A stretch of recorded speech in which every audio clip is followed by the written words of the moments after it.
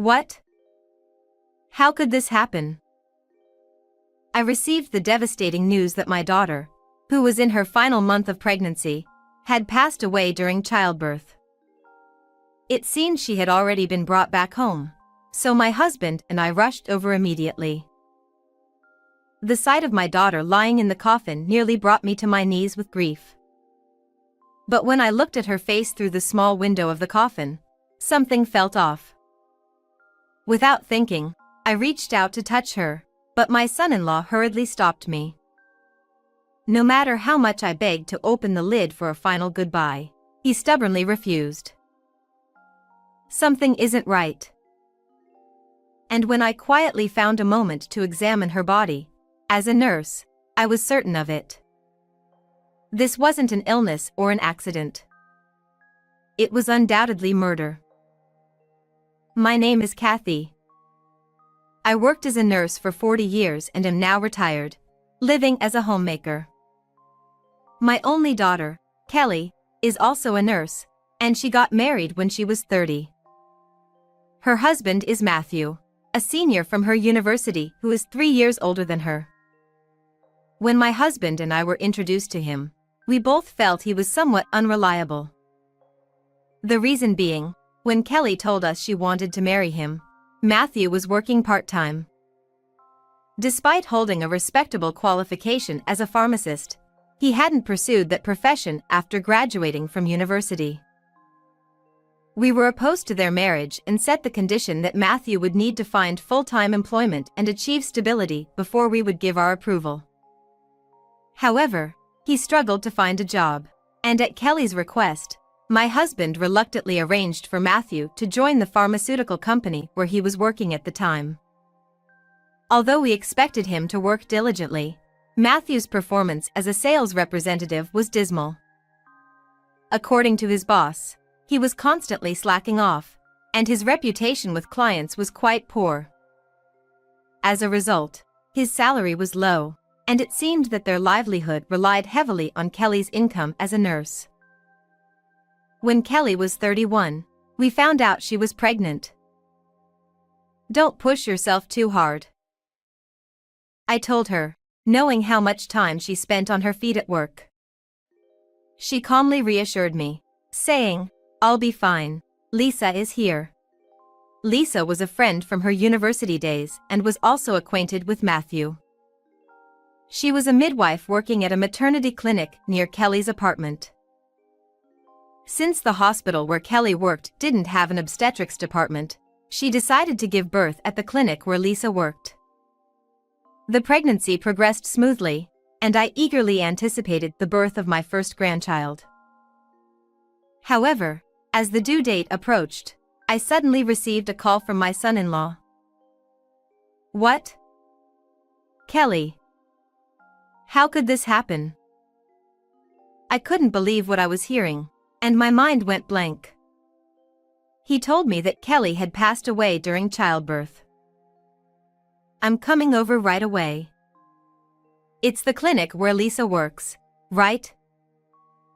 But Matthew, stammering, informed me that Kelly had died the day before, and that she had already been brought back home and placed in a coffin. "Why didn't you tell me sooner?" The words were on the tip of my tongue, but I held them back.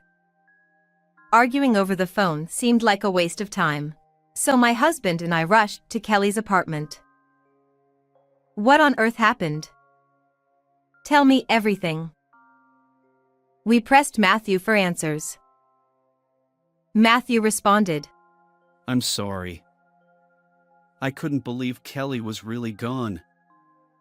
I couldn't even bring myself to make the call." He seemed too distraught to answer properly. Seeing this, Lisa, who had been with Kelly throughout, explained that it was due to massive bleeding. It appeared that she had been by Kelly's side the entire time. And then, I faced my daughter for a sorrowful final meeting. My husband, standing beside me, couldn't hold back his tears as he sobbed at the sight of Kelly through the small window of the coffin. As I gently leaned in to look at her, something struck me. Something's not right. I instinctively felt it.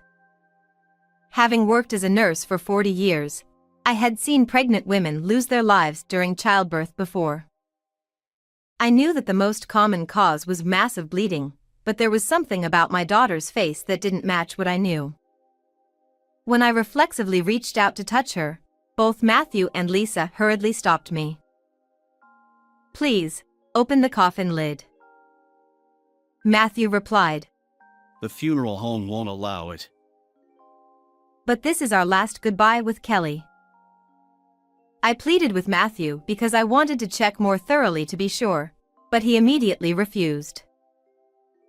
"I have to find a way to investigate this." With that thought in mind, I asked Lisa to go to the nearby supermarket to buy some drinks. After she left, I signaled to my husband with my eyes. He seemed to understand immediately and came up with a pretext to take my son-in-law outside. Taking advantage of the moment, I opened the coffin lid and examined my daughter's body. The vague unease I had felt quickly turned into certainty. As I suspected. The realization was so shocking that I felt dizzy and could barely stand. Just as I managed to close the lid, the three of them returned from outside. Overwhelmed by my thoughts, I was suddenly hit with a wave of nausea. "I'm sorry, I need to." I excused myself and rushed out of the room, heading to the parking lot of the apartment building. Not wanting to be seen, I crouched behind something and tried to calm myself when two people approached. They didn't seem to notice I was there and started arguing. "No, that's horrible." From their conversation, I discovered yet another shocking truth. I felt an uncontrollable anger rising within me. When I returned to the room a while later, it seemed that Matthew had just finished discussing the arrangements with the funeral director, as they said, "See you tomorrow," and left. Tomorrow?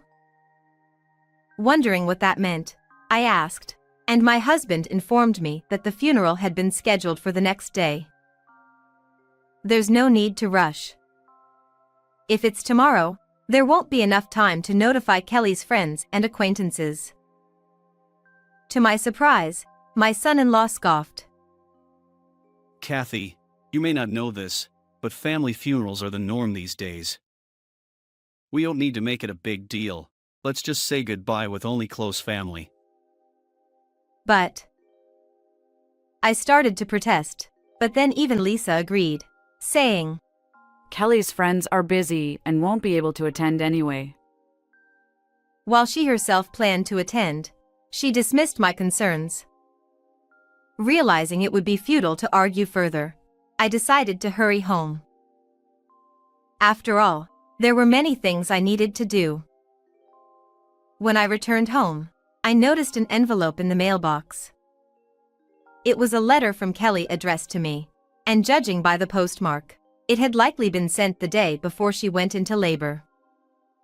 I quickly opened it, and the letter was filled with Kelly's hopes for the future. It began with, "I'm writing this because I get too shy to say it face to face." She started by expressing her gratitude to us.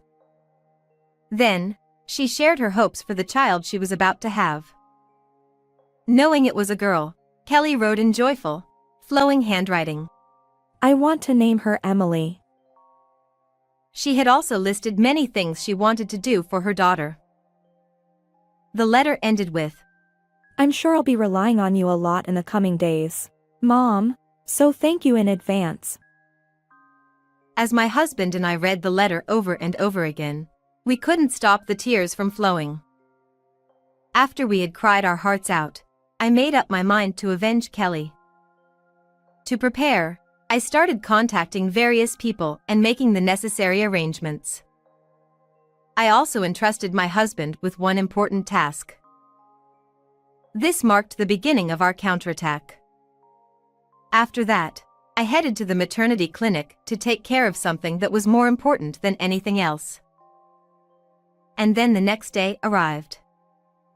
It was supposed to be the day of the family funeral, but neither my husband nor I left the house. Around noon, Matthew stormed in angrily with his friend Lisa. Matthew yelled, What's going on? When I got to the funeral home, they told me Kelly's funeral had been canceled. Lisa, standing beside him with a furrowed brow, added, That's not all. When I went to the clinic, they said the grandmother had taken Kelly's baby. What's going on? I calmly replied, Oh, well, it would be unfair to leave Emily alone at the clinic without her mother, don't you think? Since the baby was ready to be discharged, and there were no issues, I showed my ID and explained the situation. They allowed me to take my granddaughter home. Emily? Lisa looked puzzled. It's the baby's name. Isn't it lovely? At that moment, Matthew, enraged, stepped closer to me and shouted, Don't just name her whatever you want. It wasn't me who named her, it was Kelly. Here, see for yourself. I handed him the letter from Kelly. Matthew's face tightened, and he was at a loss for words. Matthew stammered, Well, if that's the case, fine, but about the funeral. I cut him off, glaring at him. The funeral home you hired had a bad reputation when I looked into it, so I changed it to someone I know. The only downside is that the funeral will be in a week since they had no earlier openings. That's okay, right? I said in one breath. Matthew's eyes narrowed in anger as he glared back at me. Don't do things without consulting me first. He snapped. Oh. Is there something that would be a problem if the funeral is delayed? I asked, watching him mutter in frustration, and he fell silent. I said, Then we'll see you in a week, and ushered them out the door. Reluctantly, they left. A week later, the funeral venue was filled with many people who had come to say goodbye to Kelly. When I reached out to Kelly's friends, they all made time to come and pay their respects. Once everyone was gathered, I stepped forward and stood in front of the microphone. Thank you all for coming to honor Kelly today. Before the funeral begins, there is something I need to share with you all. As I began to speak, Matthew stood up. Wait! I wasn't told about this. He shouted. But I ignored my son-in-law and continued. I need to share my daughter's will. Will? What will? Matthew was surprised, but then quickly flashed a brief, sly smile. I didn't miss that. As the room fell silent, I began to read the will aloud in the presence of the attorney. The will began with words of gratitude to her stepfather, who had loved her dearly. Yes, my current husband is the one who raised Kelly. My ex-husband was a wealthy man, and when we first married, I, being just a nurse, was often accused of being after his money. In the end, I couldn't get along with his family, so I left, taking Kelly with me. Later, I met my current husband, and we remarried when Kelly was in kindergarten. Though we didn't have any children together, he loved Kelly as if she were his own. Some of the people at the funeral, who hadn't known this, were moved to tears. Matthew interrupted. That's irrelevant. Get to the important part. Isn't that what everyone here is interested in? Ignoring Matthew's impatience, I continued to read the will. Kelly's biological father passed away when she was in college, and at that time, she inherited a large sum of money. The amount was about $3 million, and Kelly expressed her wish for us to use that money. However, since it came from my ex-husband, it had nothing to do with me, and I had no right to accept it. I advised her, if you hold on to it, there might be a time when it comes in handy. So, Kelly entrusted the management of the inheritance to a lawyer. Matthew, grinning with delight, said, Well then, as her husband, I have the right to inherit my wife's assets, don't I? I smiled and told him. But you see, Kelly eventually decided the amount was too large for her. So she discussed it with the lawyer and donated most of it. What? So how much is left? Matthew erupted in outrage at the mention of the donation. When the lawyer announced the remaining amount, Matthew let out a sigh of relief. $1 million left. Well, I guess that's still fine, he said with a smirk. But the will states that the inheritance is to be divided into 3 equal parts among Kelly's parents and the child to be born, I announced. Matthew's face turned bright red with anger. What? You've got to be kidding. Then what was the point of me marrying Kelly? He shouted. The attendees looked at him with disdain, but Matthew didn't seem to notice. No matter how much you complain, this will is legally binding, and nothing will change, I said, locking eyes with him. His face grew even redder as he stormed toward Kelly's coffin. What are you doing? I cried out. I won't be satisfied until I give her a piece of my mind, Matthew shouted as he forcefully opened the coffin lid. But then, he froze as he looked inside. Matthew stammered. Why? To his shock, Kelly's body was not in the coffin. As he stood there in disbelief, I thrust a piece of paper at him. Look at this, I demanded. What? He replied, bewildered. It was the autopsy report on Kelly's body. Ever since that sorrowful encounter at her apartment, I had been suspicious about her death. And when I opened the coffin and examined her body, my suspicions turned into certainty. This was murder. I consulted a doctor I knew, and after explaining the situation, he too felt something was amiss and introduced me to a forensic pathologist. That pathologist agreed to perform the autopsy. Look closely. It's written right here. Kelly's cause of death wasn't due to illness or an accident. As gasps of shock echoed through the room, I continued. She was killed by a drug. The name of the substance is clearly listed here. And you were the one who administered it, weren't you? I pressed my son-in-law, causing him to step back in fear. In fact, I had changed the funeral arrangements to buy time for the autopsy. I also had the cooperation of an acquaintance at the funeral home. As Matthew stood speechless, holding the autopsy report, Lisa quietly approached him. She whispered something in his ear, and suddenly, Matthew's face lit up with a triumphant grin. Sure, Kelly may have died from a drug, but so what?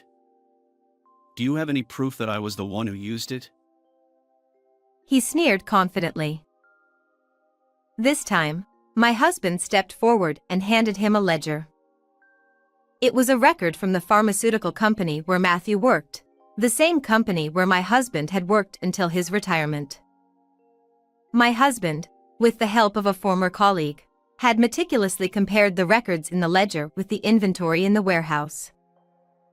They discovered that the exact drug that had taken Kelly's life was missing. And there was only one person who had accessed the warehouse on the day the drug went missing. The company's records show it clearly. The only person who entered the warehouse that day was you, Matthew, I said. Matthew's face turned pale as the realization sank in. But then, Lisa suddenly stepped forward, getting in my face. That could just be a coincidence. You can't be certain that the drug used on Kelly came from Matthew's company. Hearing this, I couldn't help but laugh. It was a classic case of revealing too much. "Oh, so you call him Matthew, do you? I thought you used to address him by his last name," I remarked. Lisa's face tensed up, and she started to panic. So what if I did? It's just a habit from our university days. She stammered in defense. Without replying, I took my phone out of my pocket and played an audio recording. The recording captured a conversation between two people, a man and a woman. "This is Matthew and Lisa's voices, isn't it?" I asked rhetorically, though the answer was clear. In the recording, they were calling each other Matthew and Lisa. I had turned the volume up to the maximum, so the entire conversation echoed throughout the funeral hall. Their argument was recorded in vivid detail. Yes, the two people arguing in the parking lot that day, when I was overcome with nausea, were Matthew and Lisa. Realizing it could serve as evidence, I had quickly activated the voice recorder on my phone and captured their conversation. Although I could have handed this over to the police right away, I hesitated, fearing they might destroy other evidence. Instead, I decided to investigate further on my own. Of course, there was also a part of me that wanted to exact revenge personally. The audio recording clearly captured that they had taken Kelly's life for her inheritance and that Matthew and Lisa were having an affair. Ever since they found out Kelly had inherited a substantial amount during her university years, they had been waiting for an opportunity to get rid of her. Kelly's pregnancy presented that chance. It was Lisa who advised Kelly to give birth at the clinic where she worked.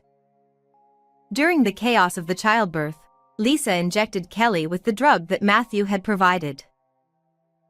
"And you even tried to take the child's life along with Kelly's, leaving her to suffer," I accused. Of course. If we didn't, Matthew's share would have been smaller. Lisa replied, unapologetically. And then the part-time doctor went and performed an emergency surgery on Kelly, saving the baby. What a pity. Lisa's nonchalant attitude as she said this made me feel more than just anger. It filled me with sadness. It was heartbreaking to hear such callous words from someone in a profession dedicated to saving lives. Matthew added, "If it weren't for that kid, I would have gotten that money too." He had even instructed Lisa to remove the baby from the hospital and dispose of her. Matthew's greed left no room for any fatherly love. He was entirely consumed by his obsession with money. "And yet you went and took the baby without our permission." He shouted. The room was in chaos. Some people looked at them with eyes full of anger, while others couldn't hold back their tears. "That's why I took Emily from the clinic, to protect my granddaughter from you too," I said coldly. Matthew lunged at me in a rage, but people around us, including my husband, restrained him and forced him to the ground. "The police will be here any moment." "It's over," I told him. I had asked the lawyer to call the police at the right moment. "But the child is safe, and Kelly would be happy, right? Please, let me raise her with love from now on." Matthew suddenly became desperate and started pleading. "Don't be ridiculous. People like you deserve to rot in hell.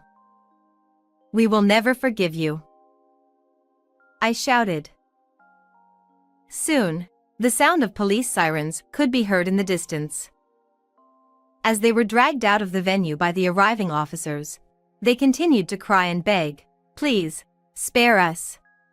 We don't want to go to jail." After that, Matthew and Lisa ended up behind bars for their crimes. Our lawyer informed us that those who take a life are not entitled to inherit anything, so my son-in-law wouldn't even receive the remaining portion of the inheritance. Matthew was fired from his job, and Lisa had her midwifery license revoked. They have a dark, miserable life ahead of them, crawling in the dirt. But they are no longer our concern, nor do we have time to worry about them. After all, we're busy raising a child again after 30 years. And I must say, it's been incredibly fulfilling and joyful. We've decided to use all of Kelly's inheritance for Emily's future. And we're determined to fulfill all the things Kelly wanted to do for her daughter, as written in her letter. So, how did you find today's story? Don't forget to subscribe to the channel. See you in the next video.